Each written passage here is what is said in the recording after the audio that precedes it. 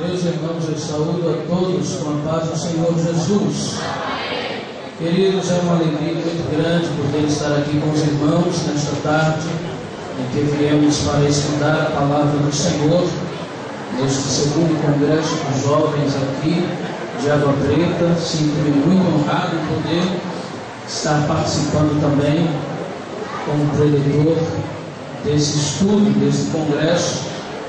Eu sei que é um trabalho muito grande, um trabalho de uma imensa magnitude, mas pela graça de Deus, o Senhor nos concedeu de poder estar aqui com os irmãos para juntos estarmos adorando a Deus na beleza de sua santidade. Como disse o pastor, também estamos com um congresso ali, simpósio de doutrina, mas o pastor permitiu-nos, o pastor Severino Félix permitiu-nos estar aqui junto com esta igreja. O tema que foi escolhido por esse congresso é um tema muito propício, muito bonito, mas eu gostaria de compartilhar uma palavra com a igreja que está no livro de Levítico, capítulo 6. Abra sua Bíblia, por favor, no livro de Levítico, capítulo de número 6, para rapidamente nós meditarmos na palavra de Deus. Levítico, capítulo de número 6.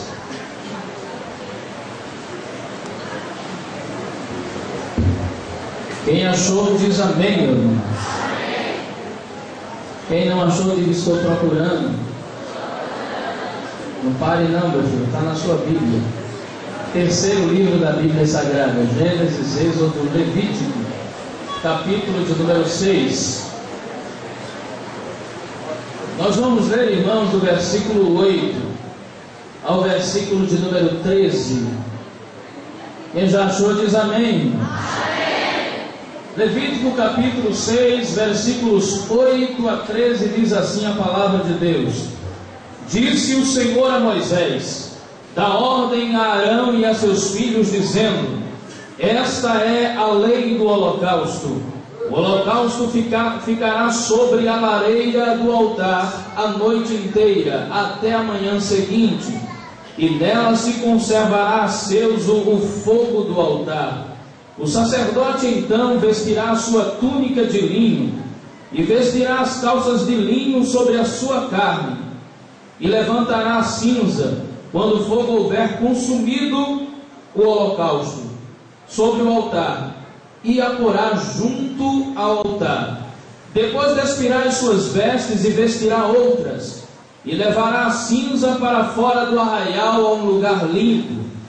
O fogo sempre se conservará aceso sobre o altar, não se apagará. Cada manhã o sacerdote acenderá lenha nele, e sobre ele porá em ordem o holocausto, e sobre ele queimará a gordura das ofertas pacíficas. O fogo arderá continuamente sobre o altar e não se apagará. Quem pode dizer amém?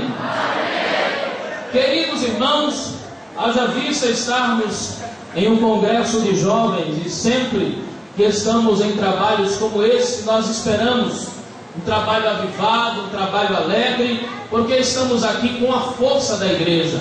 A Bíblia diz assim: Jovens, eu vos escrevi porque sois fortes, a palavra de Deus está em vós e já venceste o maligno. Então, com os jovens está a força da igreja, está o vigor, está o ânimo, e sempre nesses trabalhos nós esperamos que haja um trabalho avivado, um trabalho alegre, um trabalho cheio de fogo. Eu tenho certeza que muitos saíram de casa e vieram para esse congresso na expectativa de saírem daqui cheios de fogo para enfrentar as astutas investidas de Satanás, principalmente nessa época em que o mundo está celebrando o carnaval, a festa da carne, em que há uma forte existe operação do maligno na vida das pessoas. Eu acredito, irmãos, que das festas anuais, eu acho que o carnaval é uma das festas que mais o diabo opera na vida dos homens, na vida das pessoas, porque a gente vê tanta aberração acontecendo nessa época. É homem se vestindo de mulher, é mulher perdendo o pudor, é tanta coisa que é contrária à vontade de Deus, e isso mostra que a humanidade está dando lugar à carne, está dando lugar ao diabo, está dando lugar àquilo que é contrário à vontade de Deus. Mas eu me alegro, porque enquanto muitos estão dando lugar à carne, ao diabo, às coisas deste mundo, ao povo da terra que deixou seus afazeres, que deixou as suas casas e que está reunido na presença de Deus para dar-lhe glória, para exaltar-lhe, para sentir a sua presença e para dizer: Deus, eu estou aqui, pode contar comigo para o que der e vier. E com certeza nesta noite os olhos de Deus estão voltados para este lugar, e Deus tem algo para realizar através da sua vida. E pensando nisso, me veio ao coração o desejo de poder compartilhar com os irmãos este texto, estudarmos juntos acerca da lei do holocausto. Era uma das leis que o Senhor instituiu ao povo de Israel através do ministério de Moisés, que deveria ser seguido, que deveria ser posto em execução através de Arão e dos seus filhos, que eram os homens escolhidos por Deus para ministrar como sacerdotes diante do Senhor. E a lei do holocausto, amados, ela fazia parte do culto de Israel. Todos nós sabemos que o povo de Israel, para adorar a Deus, eles tinham um lugar chamado a tenda ou tabernáculo, a tenda de adoração ou o tabernáculo. Era o templo que Deus mandou Moisés, junto com os sacerdotes e os homens que foram escolhidos com este fim, mandou construir para que pudessem o povo de Deus ir adorar ao Senhor e oferecer os seus sacrifícios. E o holocausto, ou melhor dizendo, o tabernáculo, ele era um templo móvel. Ele foi feito para que fosse montado e desmontado. Toda vez que o povo levantasse acampamento, o templo ele era desmontado. Então, quando o povo chegava ao lugar onde Deus queria, o povo novamente montava aquele templo e iria adorar a Deus. O templo ou tabernáculo, ele era dividido em três partes: o pátio exterior, ou o átrio exterior também, o lugar santo e o lugar santo dos santos. Na primeira parte, que era o átrio exterior, haviam dois utensílios: era o altar do holocausto e depois a pia de cobre. O altar do holocausto, ele servia para oferecer os sacrifícios de animais a Deus, e a pia de cobre servia para que depois do oferecimento do holocausto, o sacerdote ele pudesse entrar no templo de mãos e pés limpos. Então ele lavaria as mãos e lavaria os pés e entraria no lugar santo para então poder ministrar nos outros utensílios. No lugar santo haviam alguns utensílios, que era a mesa dos pães da proposição, onde tinham alguns pães ali que o sacerdote, na hora do culto, ele podia se alimentar com aqueles pães. Depois tinha o altar do incenso, onde ele oferecia o incenso a Deus, e também tinha o castiçal de ouro, que era a lâmpada que estava dentro daquele tabernáculo. Aí na terceira parte, que era o lugar santo dos santos,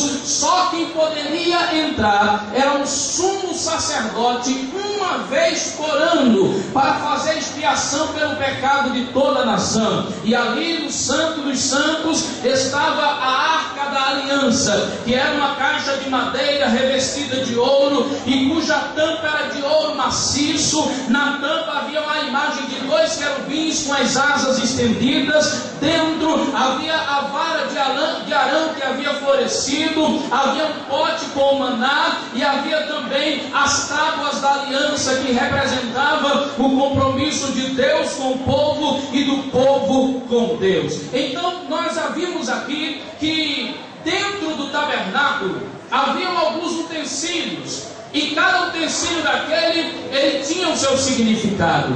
E havia utensílios que eram muito bonitos, como o castiçal, que era todo de ouro. O castiçal, ele era uma peça que tinha um pedestal central e 6 canas de um lado, 6 do outro e uma central. E aquele castiçal, ele era movido a azeite e ele servia como a lâmpada para iluminar ali dentro do templo, para que o sacerdote pudesse se locomover livremente para poder ministrar o culto ao Senhor. E eu estava pensando, por que Deus não pediu para que Moisés colocasse na entrada do tabernáculo aquele castiçal de ouro, haja vista que era uma peça tão bonita? Por que será que Deus não pediu para que colocasse na entrada do tabernáculo a Arca da Aliança, que era uma peça muito bonita também? Mas por que será que Deus pediu que colocasse em primeiro lugar, o primeiro utensílio na entrada do tabernáculo? Ele pediu que colocasse o altar do holocausto, que não era uma peça tão bonita, que não era uma peça tão chamativa.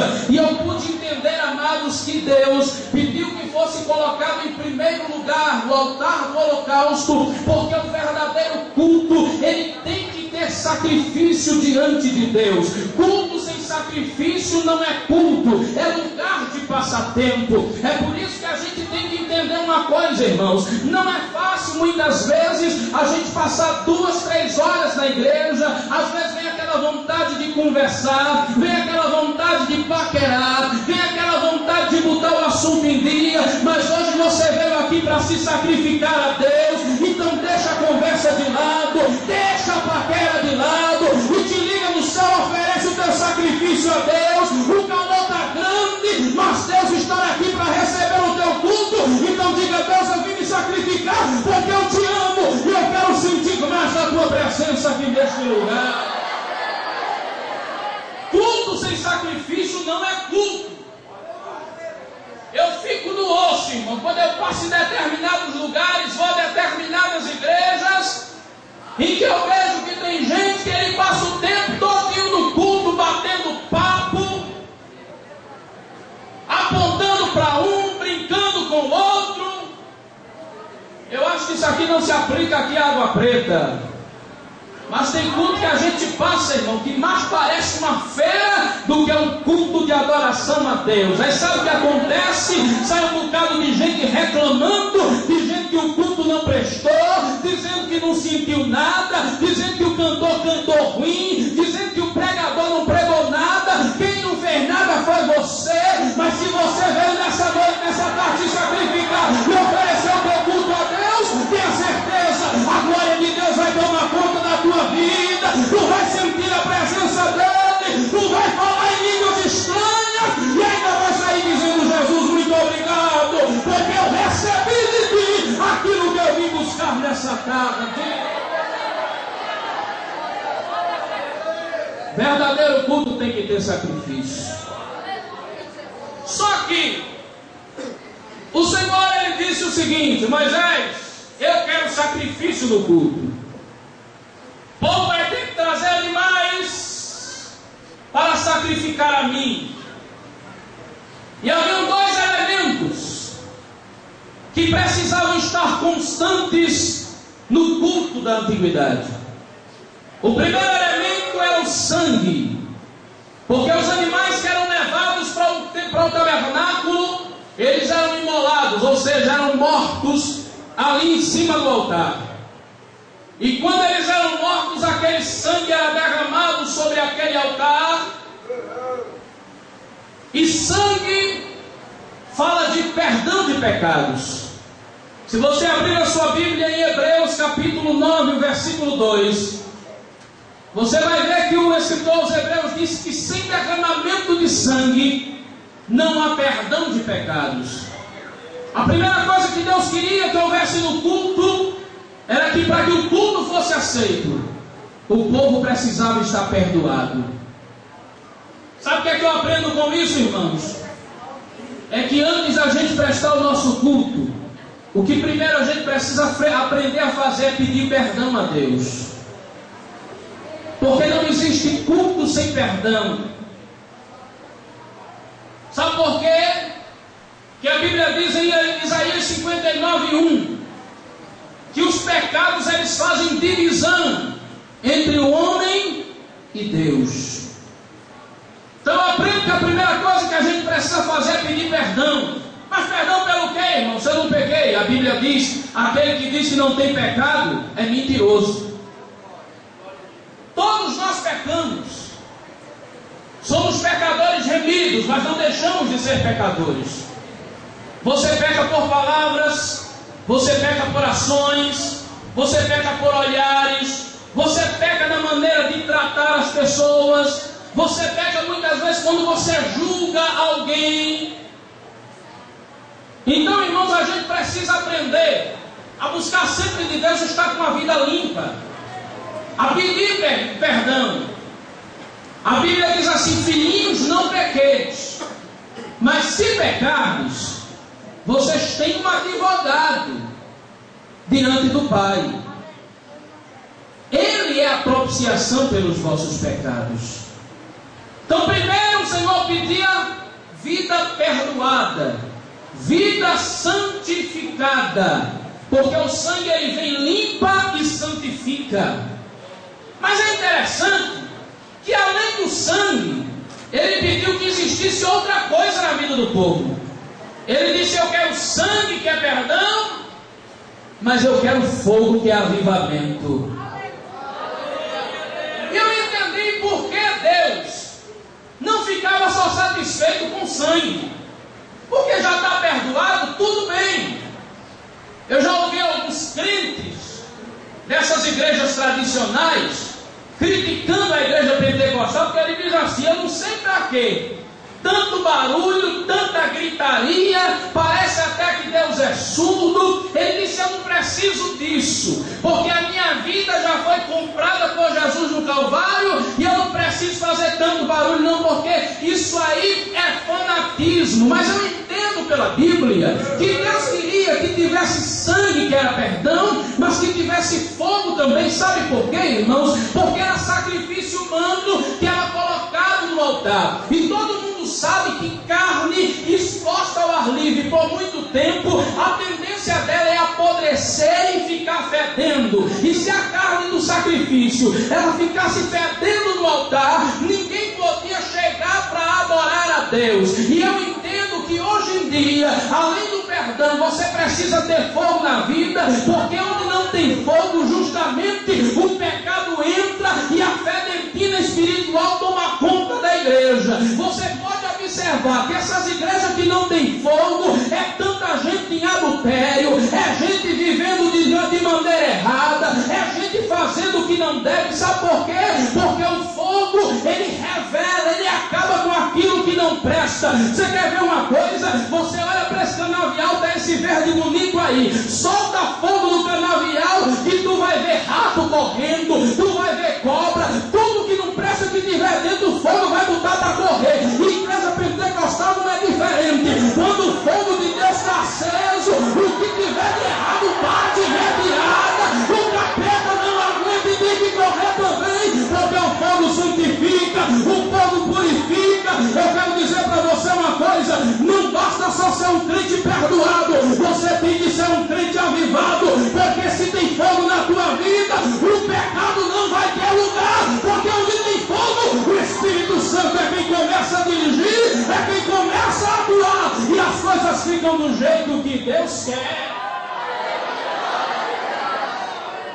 Onde tem fogo que não presta, tem que correr. Você quer ver uma coisa? Pega um desmantelado e diz ali: vamos num culto de fogo. Ele diz: não, lá é no piso. Sabe por quê? Porque ele tem medo de Deus revelar. Onde tem fogo, ele sabe que tem revelação. Onde tem fogo, ele sabe que Deus fala. Onde tem fogo, ele sabe que Deus está presente. E nessa tarde tem fogo de Deus aqui para botar demônio para correr e desmantelado para se ajeitar na presença de Deus. Porque aqui é lugar de santidade, é lugar de quem tem compromisso com o céu. Aleluia. Primeiro motivo é que onde não havia fogo, a podridão tomava conta. Em segundo lugar, havia outro motivo pelo qual Deus queria fogo. O altar do holocausto, irmãos, ele ficava no ar livre. E era carne de animais, e aquilo era para Deus. Mas sabe o que acontecia? Haviam aves de rapina, aves carnívoras, que ficavam sobrevoando o tabernáculo. Se não tivesse fogo, o que ia acontecer é que as aves iam descer e tentar roubar o sacrifício que era para Deus. Se você abrir a sua Bíblia no capítulo 15 de Gênesis, você vai ver isso escrito, que um dia Deus pede um sacrifício a Abraão. Está lá em 15 e 9 de Gênesis. O Senhor pede um sacrifício a Abraão, alguns animais que ele colocasse no altar. E aqueles animais ali seriam um selo da aliança de Deus com Abraão. E Abraão vai e faz o que Deus mandou. Pegou alguns animais, algumas aves, partiu eles em pedaço e colocou em cima do altar. Mas sabe o que acontecia? O altar de Abraão não tinha fogo. E como não tinha fogo, as aves vinham e tentavam tomar o sacrifício de Abraão. Aí Abraão ficava com o cajado, bate daqui, bate de lá, expulsa uma daqui, expulsa de lá. Aí Deus olhando lá de cima para Abraão, ele disse assim: eu vou ter que ensinar Abraão como é que deve ser o culto para mim. Aí diz a Bíblia que Deus fez Abraão cair num pesado sono.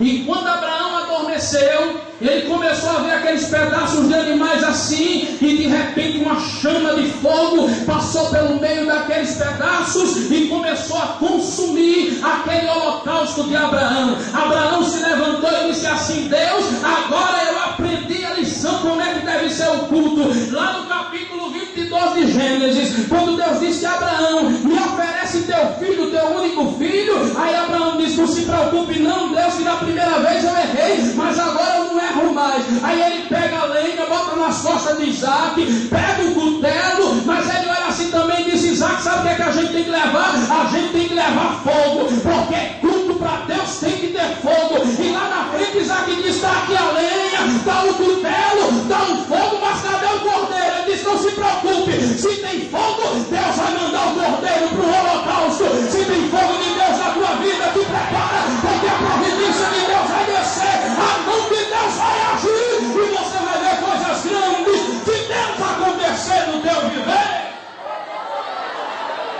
Mas tem que ter fogo.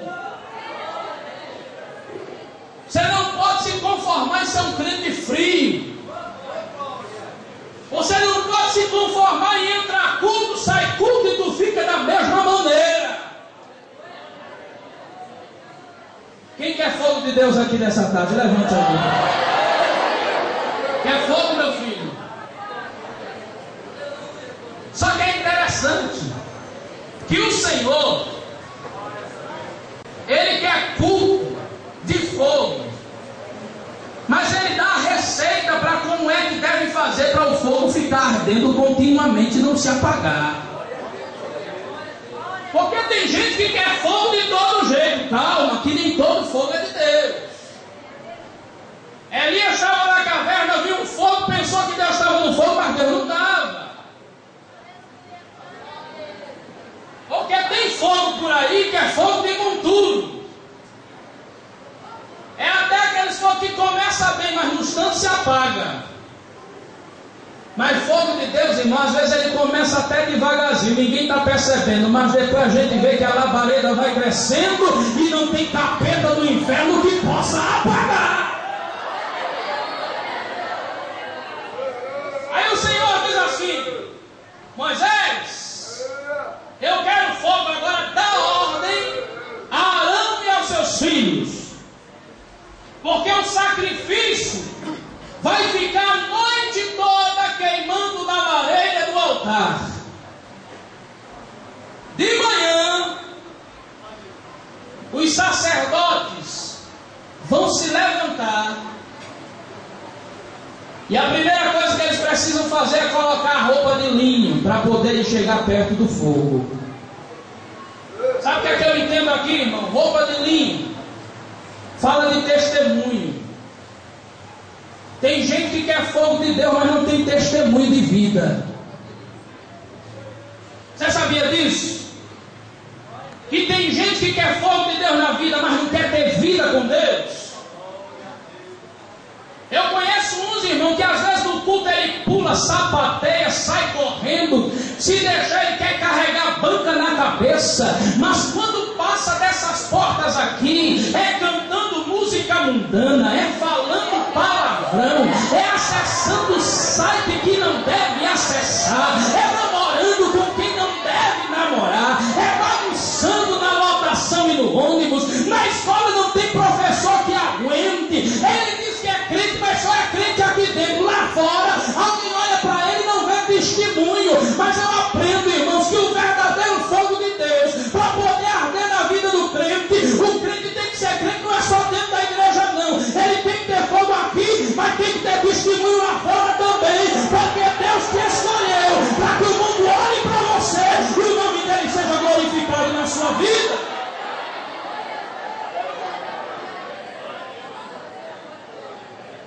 Às vezes eu me preocupo, irmãos, como dirigente de congregação que sou, com algumas pessoas que eu tenho lá na minha congregação. Aí tem umas lá, irmão, aqui não tem não, mas na Palmares tem. Umas que quando o culto começa, quando ela está cantando, viu? Aí pula e bota a mão na boca e levanta a mão para o céu e fica chorando e quer correr para lá e para cá. Mas quando está fora da igreja, irmão, o que às vezes a gente escuta que essas pessoas fazem é coisa que nem todo incrédulo faz. Aí eu não entendo, irmão, que tipo de fogo é esse? Eu não entendo que tipo de avivamento é esse que só mexe com o corpo, mas não mexe com a alma. Porque o avivamento que é de Deus é aquele que mexe, começa na alma e termina no corpo. É aquele que o cabra pula aqui, salta aqui, mas lá fora, quando o incrédulo bonitinho, boizinho, cheirosinho chega perto, ela diz: sai pra lá, capeta, o meu negócio é com Jesus, eu sou crente e vou morar no céu.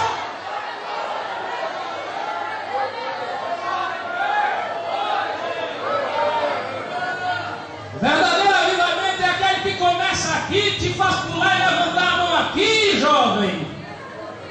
Mas que também faz lá fora quando passa aquela bonitinha, aquele filezinho, como você diz, que passa e dá aquela piscadinha para você, tu diz: o sangue de Jesus tem poder. Jesus já está preparando a minha e vai ser uma mulher santa e compromissada com ele também. Esse é o verdadeiro fogo. Se você quer ter avivamento de Deus na sua vida, você precisa aprender a ter testemunho de crente. Porque Jesus disse assim: vós sois o sal e a luz. Ele disse: não se pode esconder uma cidade edificada sobre um monte. Sabe por que ele disse isso? Ele estava querendo dizer: onde você passa tem gente observando, não tem como se esconder. Porque tem gente que faz as coisas e diz assim: ninguém está vendo, tu é que pensa. E ele disse: nem tampouco se acende a lâmpada e bota debaixo do alqueire. Pelo contrário, se Deus acendeu a lâmpada na tua vida, Ele botou no velador, Ele quer que o diabo olhe para você e diga: aquela moça é crente, aquele rapaz é crente. Eu posso até tentar, mas ali eu não vou conseguir muita coisa não. No simpósio de doutrina em Palmares, nós estamos estudando sobre Jó. Oi, irmão, foi tão bonito o que Deus disse acerca de Jó. Quando o capeta chega diante de Deus, ele diz: tu vem de onde, capeta? De rodear a terra e passear por ela. Muito bem, já que tu anda de mar, tu viu meu servo Jó? Eu acho que ele disse: quem? Sabe aquele lá do Oriente, homem sincero, temente a Deus, se aparta do mal, e não há na terra alguém semelhante a ele? Aí o diabo disse: mas também tem tudo que quer. Mas Deus conhece quem é crente de verdade. Deus sabe quem quer ou quem não quer alguma coisa com Ele. Porque Jesus mesmo disse: muitos são chamados, mas poucos são escolhidos. Tem muita gente que está na igreja passando tempo. Tem muita gente que está na igreja só brincando de ser crente. Tem muita gente que está no conjunto, mas não está para louvar não. Ele está por outros motivos. Mas Deus e o diabo conhecem quem é que serve a ele. Até o capeta sabe. Lá em Atos diz a Bíblia que um dia os homens foram expulsar um demônio e disseram assim: esconjuro-vos pelo Jesus a quem Paulo prega. O capeta olhou para ele e disse: eu sei quem é Jesus, conheço o Paulo, mas tu quem é? Vem para cá que eu vou te mostrar que crente irmão lá comigo só vai dar lapada. Tem uma pizza e o cara deve que sair do irmão. Crente de irmã telada é só para ser tapete do capeta. Agora quem tem compromisso com Deus, o diabo faz careta, rosta, fica feito um leão, mas ele não chega perto. Porque quem é crente de verdade tem fogo de Deus na vida e tem anjos de Deus ao seu redor para lhe dar livramento. E o diabo tem que respeitar. Demônio tem que respeitar crente que tem compromisso com Deus. Aleluia. Então, primeiro, bota as vestes de linho, filho, e vai lá para perto do altar. Depois que separar a cinza, tira as vestes de linho e veste outras. Irmãos, se é uma coisa que a gente precisa lutar para não perder, é o nosso testemunho de crente.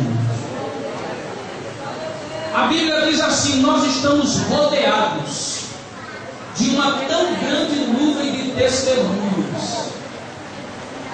Onde você está, tem gente te observando. Aleluia, glória a Deus. E tem pelo menos 3 classes de gente: gente de cima, que é Deus; gente de baixo, que é o capeta; e gente que vive ao teu lado. Porque é interessante que tem gente que nunca foi crente, mas sabe que é ser crente melhor que a gente. Você quer ver uma coisa? Faz o que é errado. Aí ele diz assim que tu é crente. E o crente faz desse jeito? Nunca foi crente, mas sabe que é ser crente. Então, irmãos, a gente tem que ter cuidado, principalmente com a nossa imagem exterior. Porque o testemunho do crente, irmão, não é só do coração, não. Crente tem que até se vestir diferente também. Tem lugar, irmão, que às vezes a gente chega que os homens não podem nem levantar um pouco a cabeça. Porque é um desfile de perna e só Jesus tem misericórdia. Parece que quanto mais o tempo está passando, a roupa está encurtando. Antigamente era no meio da canela, né, irmão? Depois vai subindo um pouquinho para o joelho. Aí já passou do joelho um pouquinho. Já está chegando no meio das coxas. Se demorar mais um pouquinho os obreiros não falar, irmão, vai ter gente que quer entrar de short da igreja.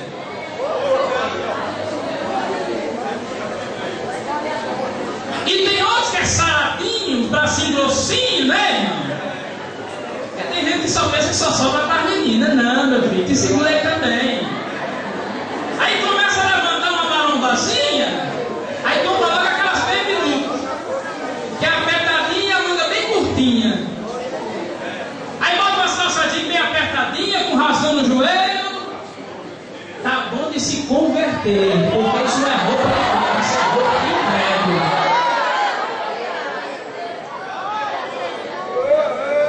Irmão, Deus zela pelo testemunho dessa igreja também.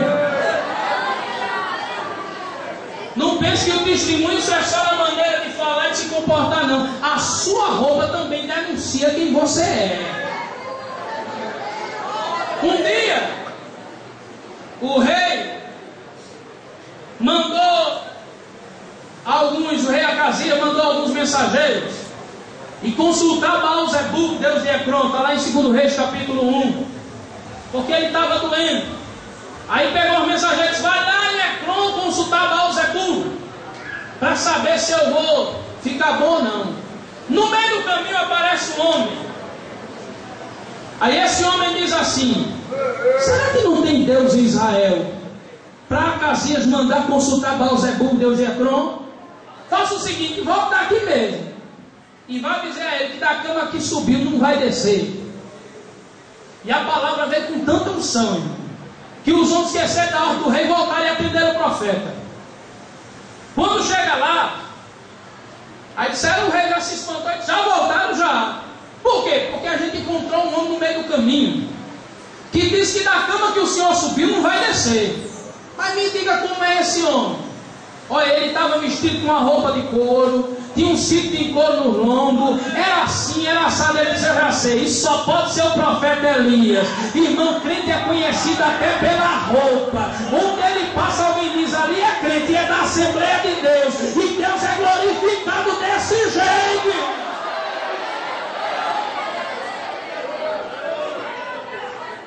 Você quer ver como Deus faz questão de até testemunho pela roupa? Conta a história de que Alexandre o Grande, ele começou a crescer muito com o seu exército,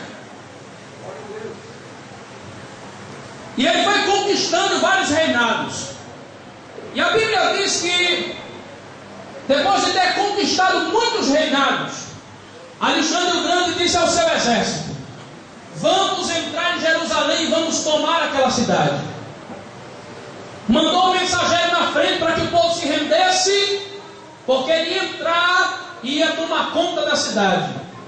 Irmãos, diz a história que Flávio José conta na história dos Hebreus, que quando o mensageiro chegou lá, que o povo ficou sabendo, todo mundo começou a se atemorizar, a ficar com medo, porque sabia que Alexandre o Grande, ele tinha um exército muito poderoso, e se ele tentasse entrar ali, ninguém poderia detê-lo.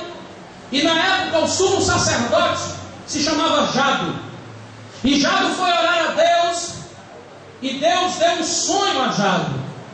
E naquele sonho, Deus disse a Jado: Jado, no dia em que Alexandre o Grande vier rumo a Jerusalém, você vai vestir a sua roupa de sumo sacerdote, vai colocar a sua estola sacerdotal, urim e tumim, vai pegar todos os outros sacerdotes, vai vestir a roupa de linho deles, e vai ficar na frente da cidade, espalhar flores pela cidade, na porta da cidade. Fique lá quieto e deixe o resto comigo.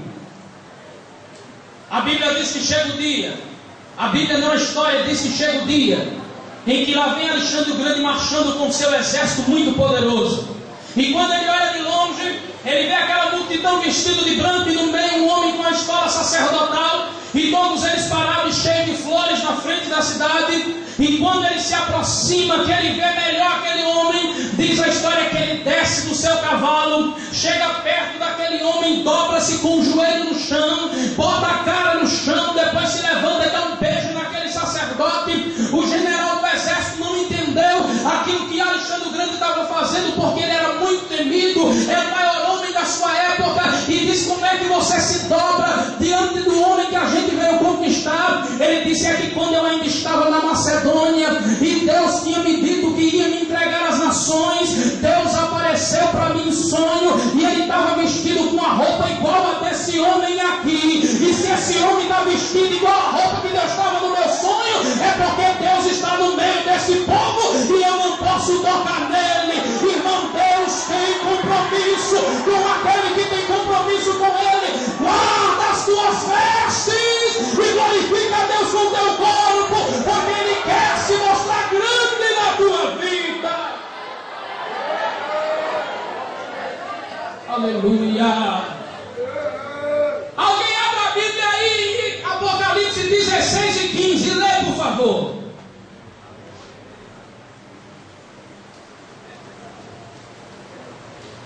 Vai vir para um congresso de jovens trazer uma palavra dessa, né, irmão? É porque Deus te trouxe aqui para te ensinar a ser mais crente. Sim. Bem-aventurado aquele que vigia e guarda as suas vestes. Sim. Para que não ande nu. Olha aí. E não se vejam as suas vergonhas. Olha aí o tempero de Jeová para a tua vida. Guarda as tuas vestes e não ande nu, para que ninguém veja a tua vergonha. O teu corpo é templo e morada do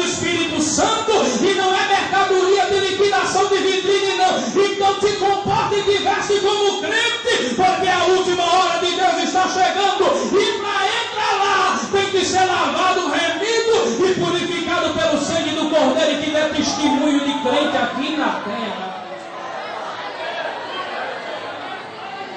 Aleluia. Tempero está meio ardoso, tem uma pimentinha, mas vai comendo. Segundo lugar, primeiro tem que ter testemunho.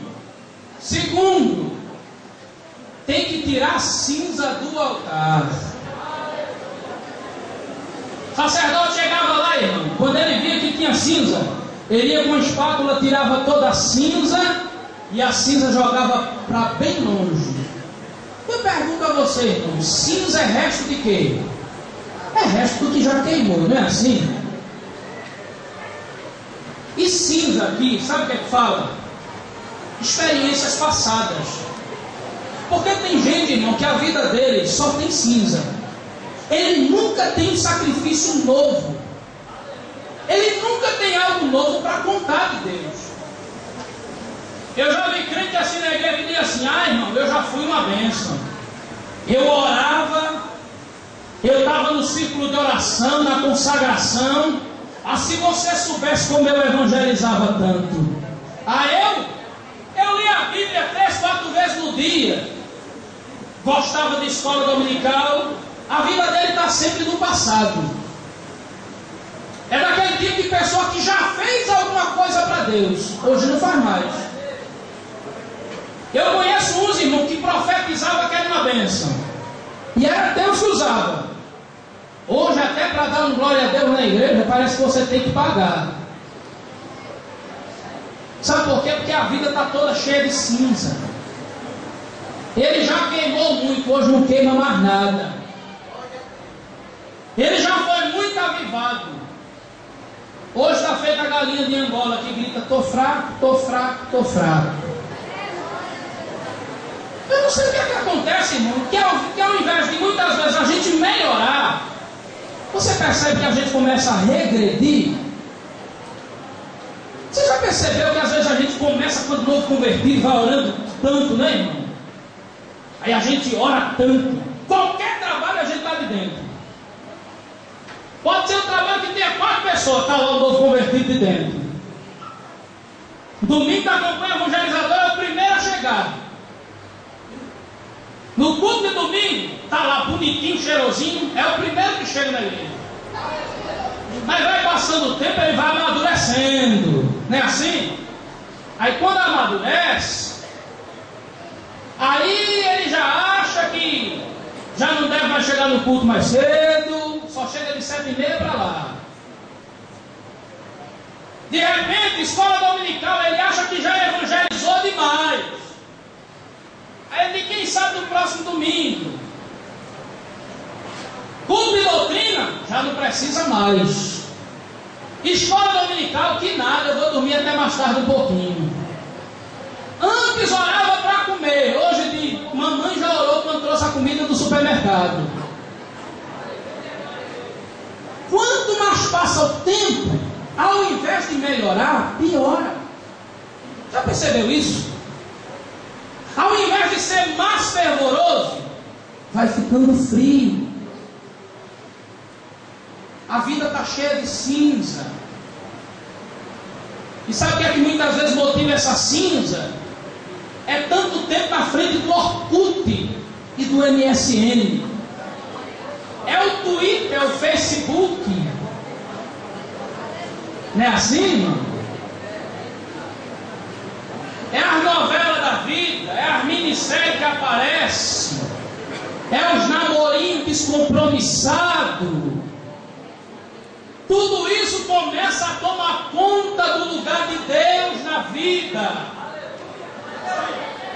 E o interessante é que na hora que precisa, ele diz: Deus tem que fazer. Deus não vai ter que fazer nada enquanto você não der prioridade a Ele na sua vida. Nessa tarde você veio aqui para saber que você precisa aprender a ter experiência diária com Deus. Se Deus já fez alguma coisa, muito bem, mas Deus quer continuar sendo presente e operando na tua vida hoje. Agora Ele quer saber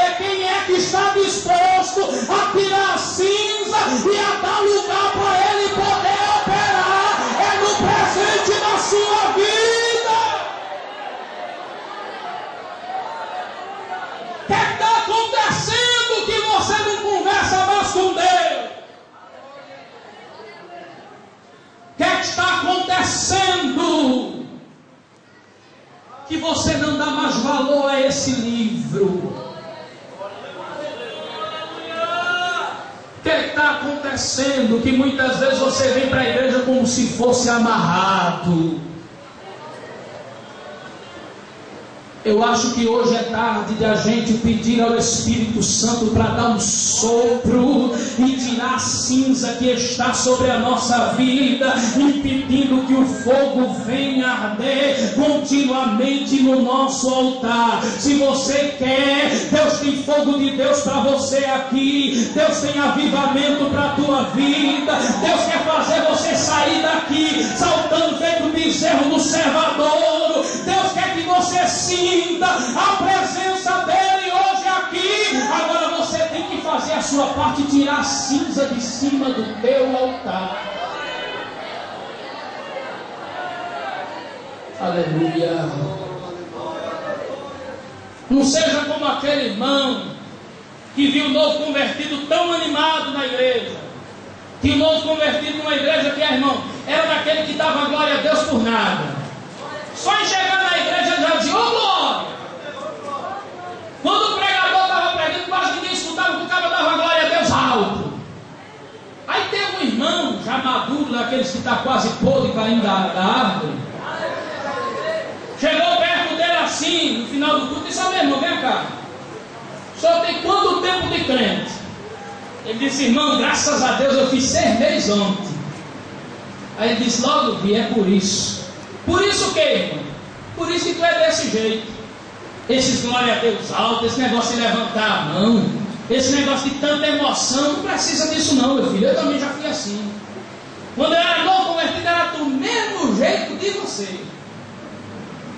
Mas hoje, já estou com 20 anos de crente. Estou maduro todo. Pregador para arrancar um glória a Deus meu filho. O cara tem que suar muito. E é 2 glória a Deus por culto e olhe lá. Esse negocinho de levantar a mão, isso não precisa não. Você não está fazendo ginástica na igreja? E o novo convertido só olhando para a cara dele assim, já se enfurecendo. Aí ele olhou para o novo convertido e disse assim, mas não se preocupe não, viu? Não se preocupe não, que um dia, eu já fui assim também, um dia tu vai chegar a ser feito eu.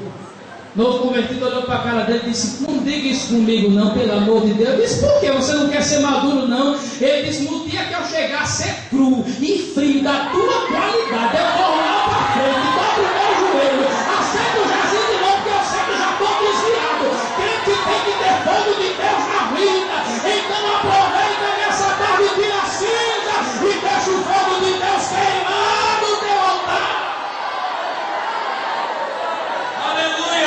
Aleluia. Agora tem que tirar a cinza. Tem que afastar a cinza. Você tem que procurar ter novas experiências com Deus. A vida espiritual, irmão, tem que ser como o capítulo 47 de Ezequiel. A Bíblia diz que Deus deu uma visão ao profeta. E quando ele deu aquela visão, ele viu um rio. Aí ele disse assim, dentro do rio apareceu um homem com um cordel de medir na mão. E ele mediu 1000 côvados, que dava 500 metros. E disse assim, agora entra, filho do homem.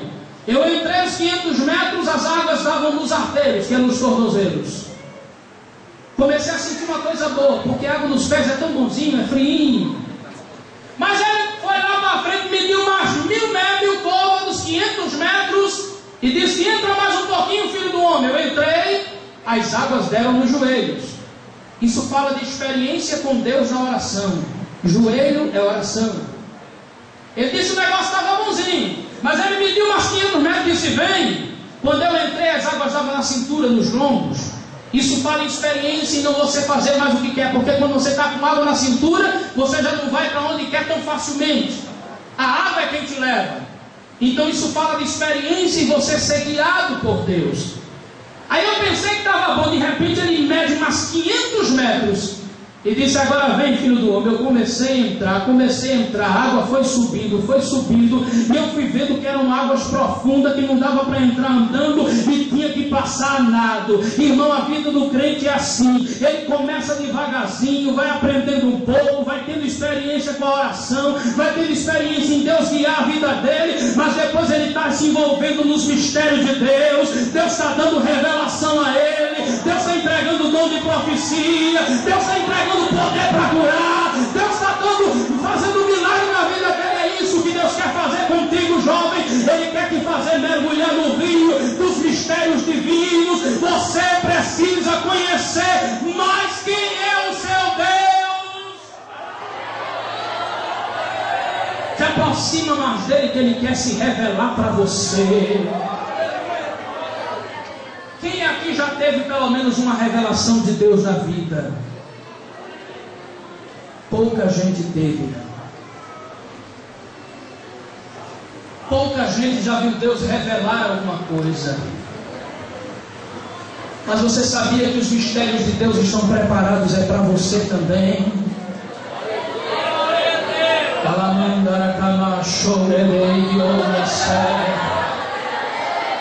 Você sabia que Deus quer começar a pingar o colinho da graça nos teus olhos e te fazer enxergar as riquezas espirituais?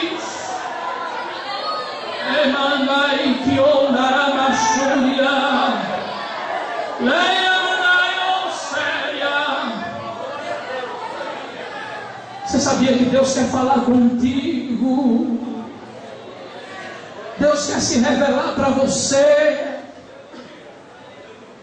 Agora o grande problema é que quando Deus tenta se aproximar de você, você se afasta dele.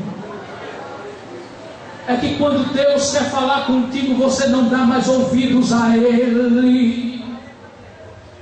Mas nessa tarde, quem tem ouvidos, ouça o que o Espírito diz à igreja. Os mistérios de Deus são para a igreja da última hora. Deus quer entregar dom de profecia, Deus quer entregar variedade de língua, Deus quer te entregar poder e unção. Mas Ele está dizendo: se você quiser. Quem quer receber de Deus aqui nessa tarde, levante a mão e glorifique a Ele.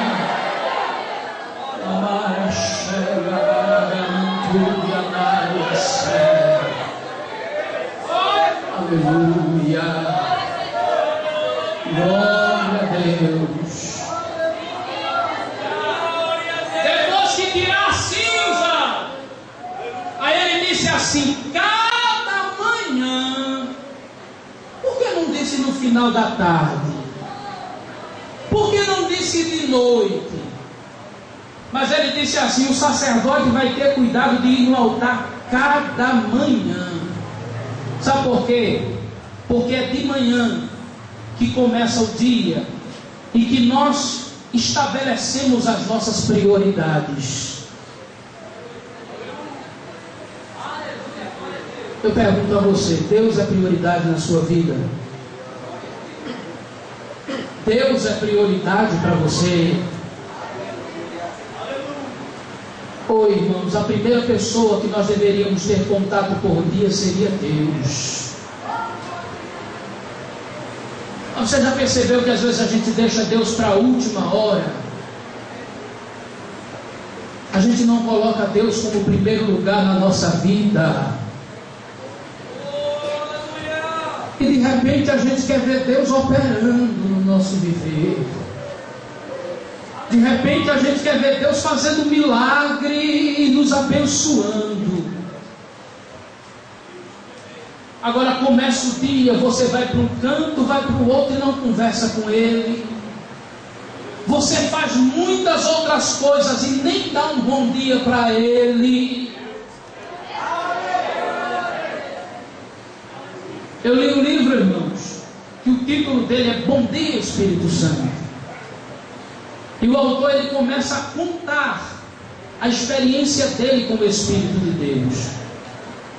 Ele disse que a vida dele mudou quando ele começou a tratar o Espírito Santo como uma pessoa que estava com ele 24 horas por dia. Ele disse que quando ele levantava, ele dizia: bom dia, Espírito Santo. E começava a dizer: como é bom estar na tua presença. Como é bom sentir que você está comigo. Quantas vezes a gente acorda e não faz isso, não conversa com Deus, não diz a Ele que a gente ama Ele, não diz a Ele que Ele é maravilhoso, não diz a Ele que Ele é grande, não diz a Ele que a gente reconhece que Ele é tudo para nós. É por isso que às vezes a gente tenta fazer as coisas e dá errado, porque Deus fica lá atrás. Mas nessa tarde Deus te trouxe aqui para te dizer: me coloca em primeiro lugar, me coloca à frente de tudo que você for fazer, me convida para ir contigo, e tu vai ver que eu vou começar a mostrar o quanto eu faço na vida de quem me tem por importante. Jesus disse: buscai primeiro o que, irmãos? O que? E as demais coisas vos serão. A gente troca o versículo. A gente busca primeiro as demais coisas, e o reino de Deus, se Deus quiser, que acrescente na nossa vida.